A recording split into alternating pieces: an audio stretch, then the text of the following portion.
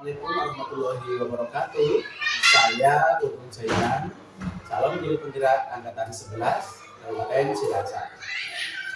Kali ini saya akan melanjutkan tugas daripada aksi nyata modul 23, yakni pasca observasi. Bersama saya ada Bu Desi selaku petani jawab, kemudian ada beliau Ibu Ermawati selaku pengajar praktik. Baik. Assalamualaikum warahmatullahi wabarakatuh, Bu Desi. Gimana kabarnya Ibu? Sehat? Alhamdulillah. Yes. Semangat sekali ya Bu ya. Baik Bu.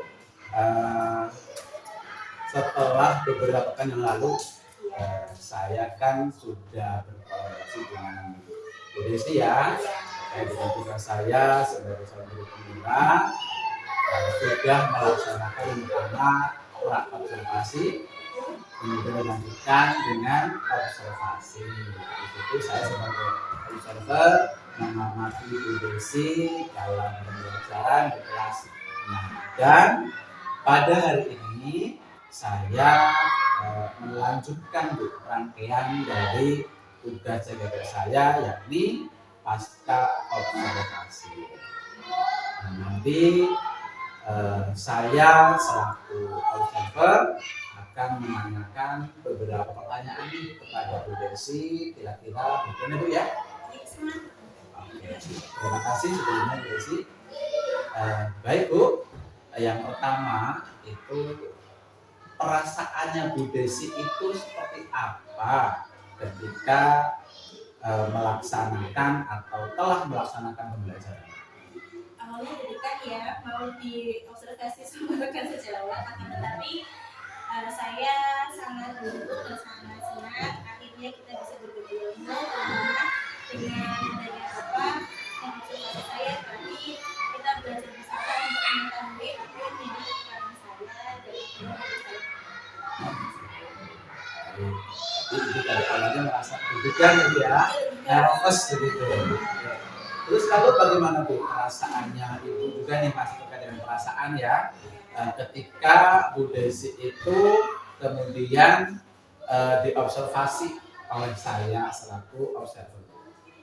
senang dan juga jadi tambah ilmu ya Pak. Ternyata setelah kita melakukan observasi, apa yang menjadi kekurangan saya perlu saya lengkapi, perlu saya perbaiki, dan alhamdulillah jadi tahu apa yang perlu saya lebih perdalam lagi untuk anak-anak untuk kebaikan.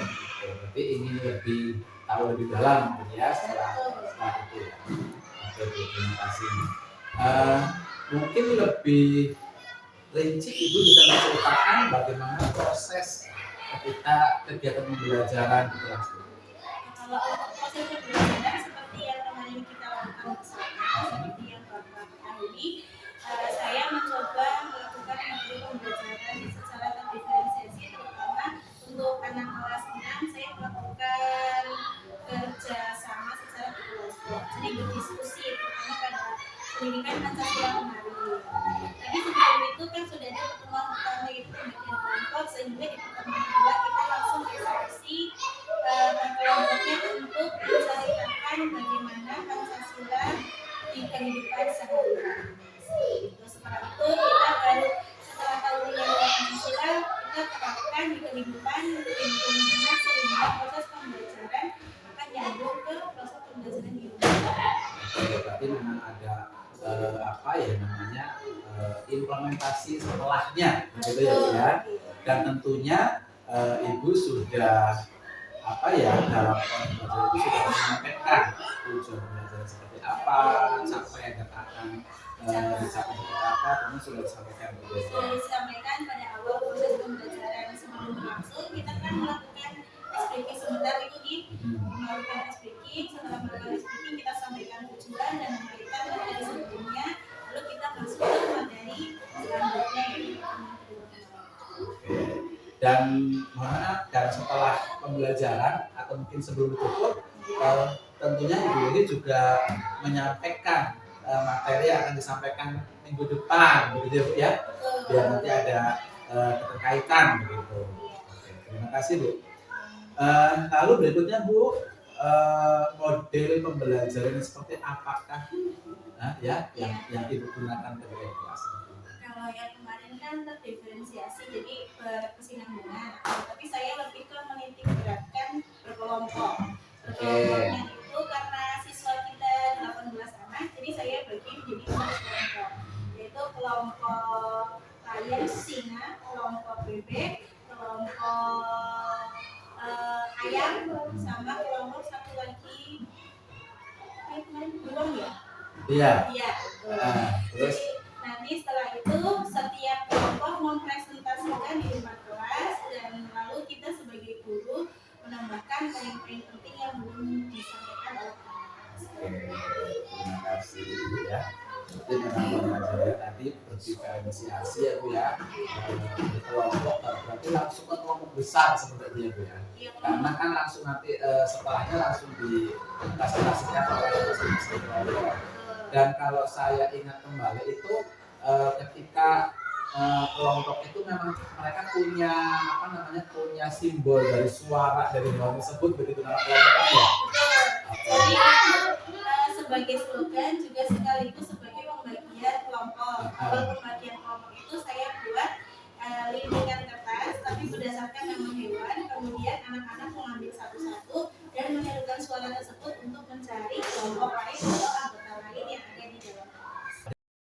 Baik Ibu, terima kasih tadi sudah disampaikan apa hambatannya, penyebab hambatannya seperti apa. Lalu Ibu ada solusi nggak Bu untuk mengatasi hambatan tersebut? Kalau dari saya pribadi sih nanti insya Allah mau membuat kesepakatan kelas ya. Jadi nanti kesepakatan kelasnya itu bagaimana tata cara kalau kita berkelompok. Nanti berarti semuanya misal kelompoknya 5, semuanya harus berperan aktif.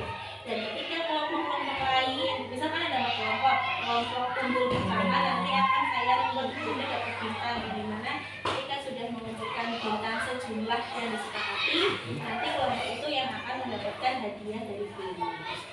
Jadi solusinya seperti itu ya? Ya, salah satunya. Oke, tapi nanti kita saya pribadi juga akan tanya ke rekan sejawat yang lain, terutama juga Pak Untung yang setelah kemarin melihat proses pembelajaran kelas 6, apa yang perlu diperbaiki nanti akan menjadi refleksi saya untuk memperbaiki proses pembelajaran selanjutnya.